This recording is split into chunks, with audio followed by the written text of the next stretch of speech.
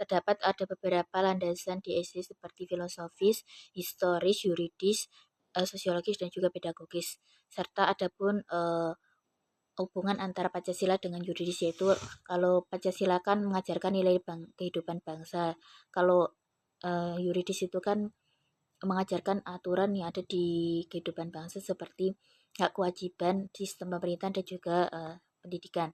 Nah, adapun juga unsur-unsur identitas nasional seperti Pancasila, bahasa Indonesia, bendera, wilayah dari Sabang sampai Merauke, kebudayaan, dan juga lambang negara Indonesia seperti Garuda Pancasila, Undang-Undang NKRI, Bhinneka Tunggal Ika, lalu semangat nasionalisme.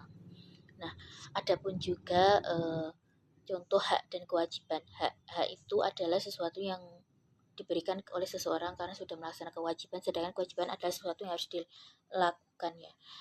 Hak di Indonesia itu ada hak mendapatkan pendidikan, perlindungan, mendapatkan penyampaian pendapat, dan juga mendapatkan pekerjaan, serta kewajiban itu ada menaati peraturan hukum, terus menghormati orang lain, mengikuti pendidikan dasar, serta membayar pajak, serta ikut membela negara. Nah, adapun juga prinsip-prinsip demokrasi, yaitu ada kedaulatan itu berada di tangan rakyat, persamaan kedudukan hukum itu sama di mata hukum, lalu juga penghormatan terhadap HM, musyawarah untuk mufakat, dan juga pemilihan umum yang jujur, serta adanya pembagian kekuasaan serta peradilan yang independen, dan juga pembebasan kepada mengungkapkan pendapat. Nah, itu.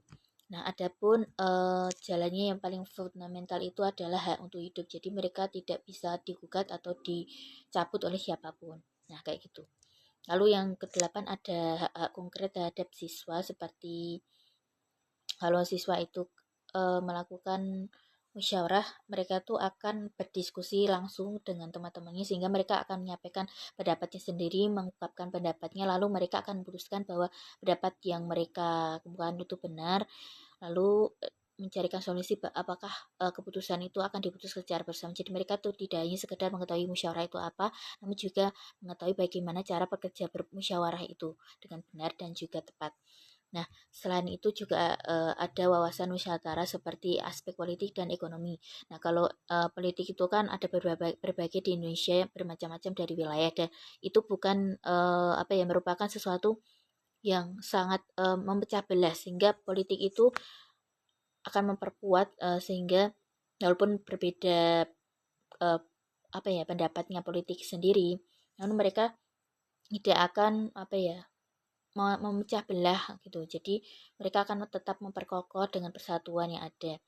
Jadi bukan berarti perbedaan itu suatu penghalang bagi kita untuk bisa bersatu. Dan sedangkan kalau ekonomi Indonesia kan termasuk kekayaan alam yang punya limpah ya, sangat berlimpah apapun itu. Jadi dengan cara kita mengolah dengan baik, maka akan menyamaratakan bahwa kekayaan itu akan dibagi, disamaratakan, dan juga dikelola dengan baik, sehingga akan menjadi terwujudnya pemerataan perekonomian di Indonesia. Dan juga ketika politik dan ekonomi bersatu, maka akan terbentuk kekuatan yang sangat luar biasa, sehingga persatuan itu akan terbentuk dan menjadi kokoh. Nah, yang selanjutnya adalah bagaimana cara kita menghadapi radikalisme atau hoaxnya. Karena hoax itu kan sesuatu yang informasi yang belum benar adanya atau belum tentu uh, dapat dipercaya. Nah, kalau radikalisme itu kan sesuatu yang mengancam kehidupan bangsa ya. Jadi bagaimana cara kita menghindari hoax? Jadi yang pertama yang akan kita lakukan adalah kita akan mencari tahu bahwa berita tersebut tidak mengandung kebencian, lalu apakah berita tersebut benar adanya, atau berita tersebut memang sumbernya dapat dipercaya, atau hal yang lainnya. Jadi ketika sudah diberitahu seperti itu, mereka tuh akan berpikir bahwa sesuatu yang didapatkan dengan informasi secara cepat itu bukan sesuatu yang benar, namun harus kita selidiki apakah informasi itu benar adanya atau cuma hal yang dapat mengancam keutuhan NKRI, seperti terorisme, radikalisme, dan penyebaran berita kebencian atau hal yang lainnya. Nah, Lalu dengan cara seperti itu kita harus menerapkan dengan nilai-nilai seperti cinta tanah air, saling menghargai, toleransi, dan juga uh, apa ya bekerjasama untuk menjaga keutuhan NKRI. Nah, capaian pembelajaran di SD kelas 3 sampai 4 itu menurut saya adalah sudah benar karena sudah menerapkan nilai-nilai Pancasila sehingga mereka itu dapat menanamkan dalam kehidupan sehari-hari seperti contohnya menghargai, menghormati, saling membantu, menjaga keutuhan NKRI. Jadi sudah sangat tepat ya bahwa capaian pembelajaran di kelas 4 fase B itu dengan esensi sebagai warga negara yang sangat apa ya sudah bisa menanamkan nilai-nilai tersebut di kehidupan sehari-hari. Nah, adapun juga bagaimana skenario yang dapat kita buat dengan keberagaman yang ada di Indonesia. Model dan metode dan media yang dipilih. Oke, saya akan menggunakan metode diskusi bagaimana supaya keberagaman itu menjadi sangat diketahui banyak siswa. Jadi dengan diskusi mereka akan apa ya menyampaikan pendapatnya sendiri-sendiri dengan latar belakang berbeda dengan suku, ras atau agama sendiri. Jadi ketika sudah mengetahui mereka akan bertanya atau apa ya melakukan perbandingan atau perbedaan. Oh ya ternyata keberagaman di Indonesia itu sangat luar biasa melimpah dan juga uh, walaupun beda-beda mereka tetap satu gitu, tetap membangun persatuan yang ada di Indonesia. Dan juga metode yang saya lakukan adalah untuk bertanya bagaimana latar belakang masing-masing setiap anak dan juga nantinya medianya tuh akan di apa ya ditempelkan misalnya kayak akan diberi suatu gambar nanti akan ditempelkan uh, per, dari berbagai suku-suku yang ada di Indonesia ini dengan latar yang berbeda-beda anak-anak itu akan menempelkan sebuah gambar dengan suku masing-masing gitu.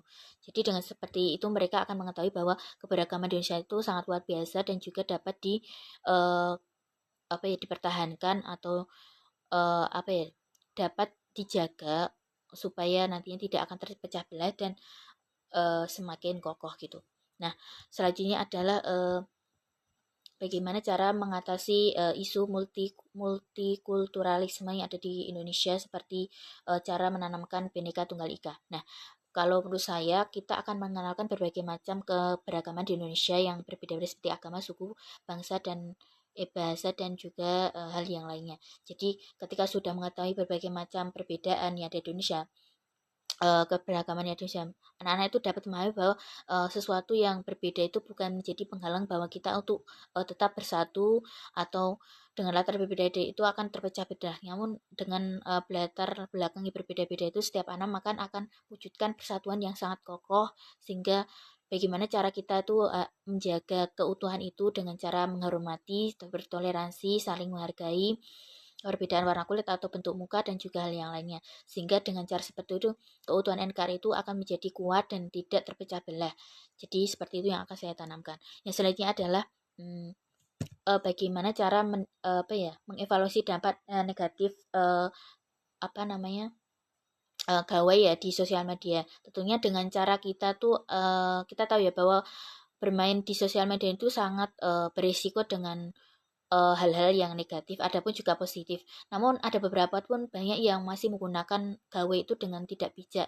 Ya itu kayak kecanduan main gadget, berpikir yang jernih itu menjadi menurun, serta apa ya melemahnya daya ingat atau otak ya. Jadi mereka tuh akan selalu apa ya dengan kalau tidak dengan memegang gadget saja mereka akan merasa pusing, merasa akan tidak berdaya. Namun dengan cara kita mencegahnya itu pun juga gampang ya. Kita juga harus memberikan arahan bahwa gadget itu tidak selamanya baik untuk diri kita. Kita juga harus bersosialisasi dengan orang lain, tidak hanya pada teknologi saja untuk diandalkan sebagai komunikasi, namun juga harus diasah bagaimana cara komunikasi dengan orang dengan benar dan juga berhati-hati dalam menggunakan sosial media dengan bijak, tidak melakukan bullying atau hal yang lainnya serta mengandung unsur yang sangat tidak ada bermanfaatnya sama sekali dan dilakukan dengan cara yang lebih bijak dan apa ya lebih berhati-hati dalam mendapatkan informasi ataupun hal yang lainnya sehingga dengan seperti itu mereka akan belajar bahwa sesuatu yang mereka terima itu bukan sesuatu yang benar namun harus dikaji lebih lanjut supaya informasi itu dapat diketahui kebenarannya seperti itu. Terima kasih.